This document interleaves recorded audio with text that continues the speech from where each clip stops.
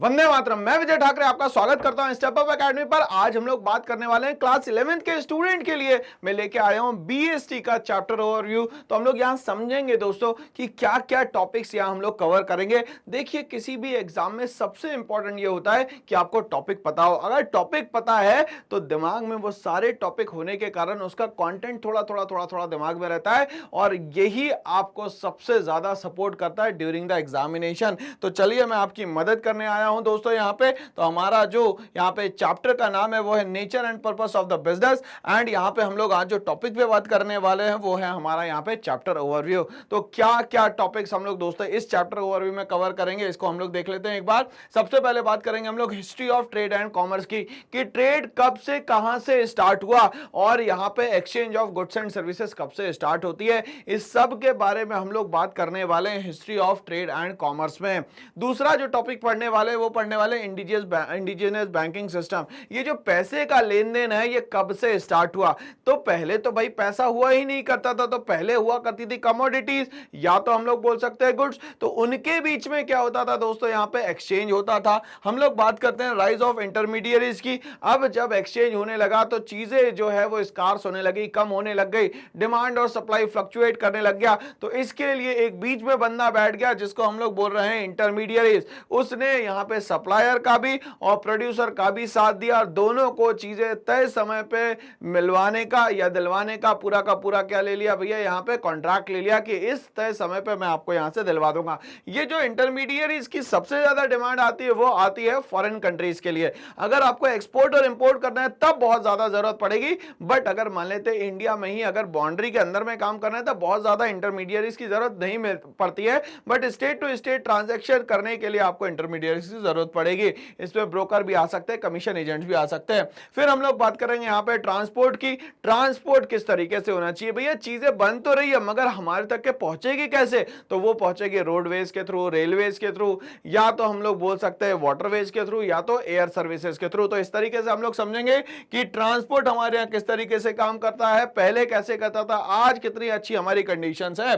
फिर हम लोग बात करेंगे यहाँ पे भाई ट्रांसपोर्ट के बाद कि भाई मर्चेंट कॉर्पोरेशन क्या होता है। यहां पे एक मर्चेंट का पूरा ग्रुप होता है जो कि खुद के रूल्स एंड रेगुलेशंस बनाया करते थे और इन रूल्स एंड रेगुलेशन को राजा भी मानता था। क्यों? क्योंकि उसके पास उससे भी अच्छा खासा पैसा आता था, इसीलिए ये मर्चेंट कॉर्पोरेशन पूरी बनाई गई, रूल्स एंड रेगुलेशंस यहां पे बनाए गए। फिर हम लोग बात करते हैं मेजर ट्रेड सेंटर। तो इंडिया के अंदर जब इंडिया अभी आजाद नहीं हुआ था उसके पहले हमारे यहाँ बहुत सारे ट्रांजेक्शन होते थे रेस्ट ऑफ द वर्ल्ड के साथ। तो हमारे यहाँ कौन कौन से एरियाज थे जहां से क्या क्या होता था।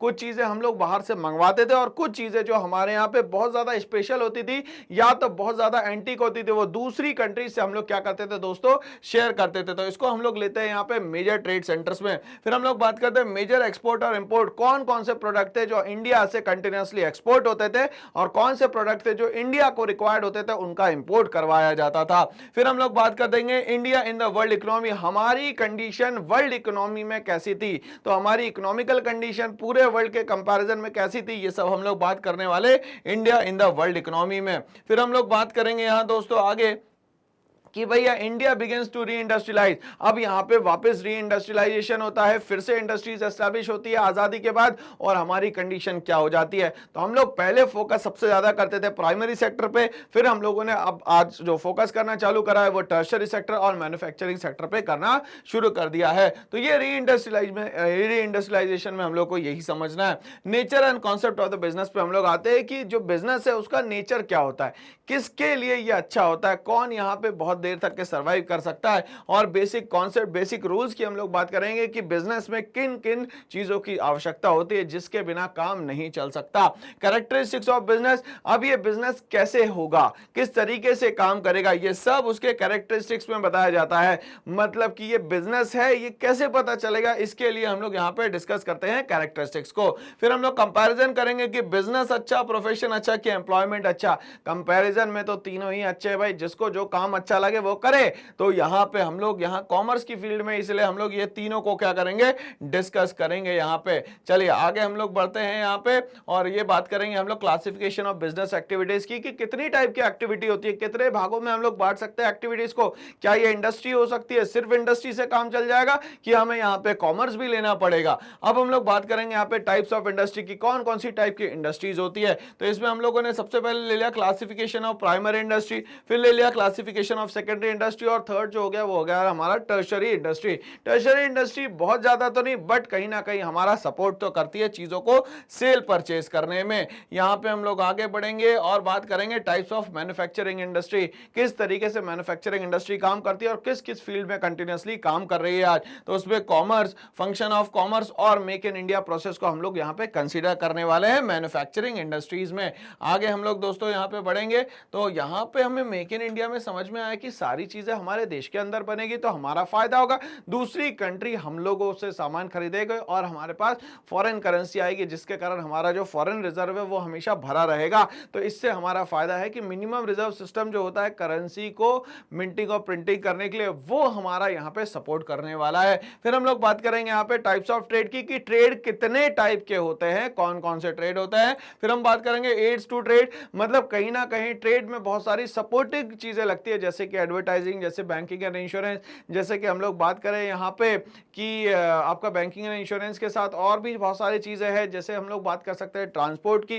तो ये सारी चीजें जो है ट्रेड के साथ लगेगी ही, बिना इसके ट्रेड नहीं हो सकता। हम लोग बात करेंगे ऑब्जेक्टिव ऑफ द बिजनेस की, कि बिजनेस के क्या क्या मेन ऑब्जेक्टिव है, क्यों बिजनेस करना जरूरी है और क्यों करते हैं लोग बिजनेस। अब हम लोग बात करेंगे जब बिजनेस किया है तो बिजनेस में लेना पड़ता है दोस्तों रिस्क, रिस्क के बिना प्रॉफिट नहीं मिल सकता। तो रिस्क किस टाइप के होते हैं, किस लेवल के होते हैं, ये सब हम लोग बात करेंगे इसमें।